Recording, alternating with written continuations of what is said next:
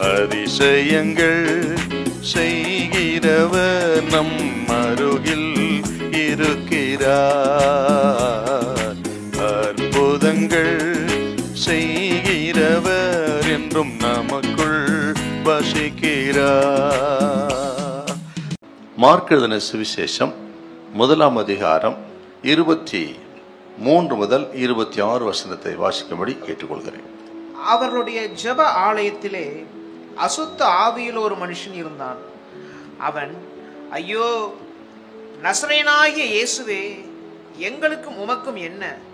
எங்களை கெடுக்கவா வந்தீர்? உம்மை இன்னார் என்று அறிவேன், நீர் தேவனுடைய பரிசுத்தர் என்று சத்தமிட்டான். அதற்கு இயேசு, நீ பேசாமல் இவனை விட்டு புறப்பட்டு போ என்று அதை அதட்டினார். உடனே அந்த அசுத்த ஆவி அவனை அலைக்கழித்து மிகுந்த சத்தமிட்டு அவனை விட்டு போய்விட்டது. ஆண்டவராகிய இயேசு கிறிஸ்து தன்னுடைய ஊழியத்தின் நாட்களிலே ஒரு விசை அவர் கப்பர்நகூமுக்கு வந்தார்.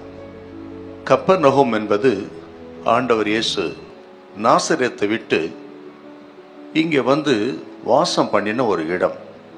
பேதுரு, அந்திரேயா, யோவான், யாக்கோபு இவர்களின் வீடு அங்கே இருந்தது. ஒரு நாள் ஆண்டவர் ஓய்வு நாளிலே ஜெப ஆலயத்தில் பிரவேசித்து ஜனங்களுக்கு போதகம் பண்ணினார். அப்பொழுது அந்த ஜெப ஆலயத்தில் அசுத்த ஆவி பிடித்த ஒரு மனிதன் இருந்தான்.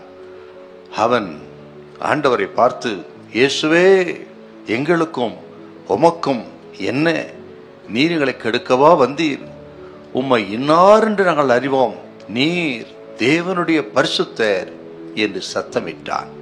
ஆண்டவர் இயேசு அந்த பிசாசை பார்த்து, நீ பேசாமல் இவனை விட்டு போ என்று ஆண்டவர் சொல்ல, அந்த அசுத்த ஆவி அந்த மனிதனை அலைக்கடித்து அவனை விட்டு போய்விட்டார். அந்த மனிதனுக்கு மிக பெரிய ஒரு விடுதலையை கர்த்தர் பெற்றுக் கொடுத்தார். இதை பார்த்து ஜனங்கள் எல்லாம் ஆச்சரியப்பட்டார்கள். இது எப்படிப்பட்ட வார்த்தையோ, பிசாசுகளும் நடுங்குகிறது என்று சொல்லி ஜனங்கள் ஆச்சரியப்பட்டார்கள். அந்த அற்புதத்தை இங்க நம்ம பார்க்கிறோம். இந்த பகுதி கொஞ்சம் கவனிங்கள்.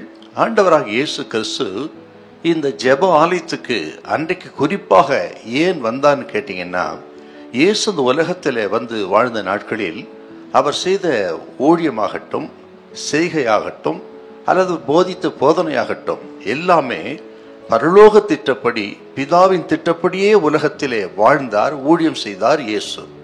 அப்படியானால் இந்த மனிதனை சந்திப்பதற்காக, இவனுக்கு விடுதலை கொடுப்பதற்காகவே இயேசு அன்றைக்கு குறிப்பாக அந்த ஜெபாலயத்துக்கு வந்திருந்தார். பாருங்கள், இதை கேட்டுக்கொண்டிருக்கிற கர்த்தருடைய பிள்ளைகளே, ஆக இன்றைக்கு நீங்கள் இந்த நிகழ்ச்சி கேட்பது கூட இது பரலோகத்தின் திட்டம் என்று நான் விசுவாசிக்கிறேன், பிதாவின் திட்டம் என்று விசுவாசிக்கிறேன்.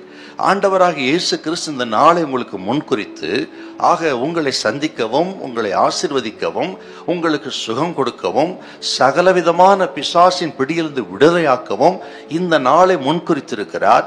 நீங்கள் எதேச்சையாக இந்த நாளை நீங்கள் இந்த தொலைக்காட்சி பார்க்கல, இதற்கு பின்னணியில் ஒரு திட்டம் இருக்கிறது. உங்களை வாழ வைக்கக்கூடிய இயேசு கிறிஸ்துவின் திட்டம். ஹல்லேலூயா, ஹல்லேலூயா.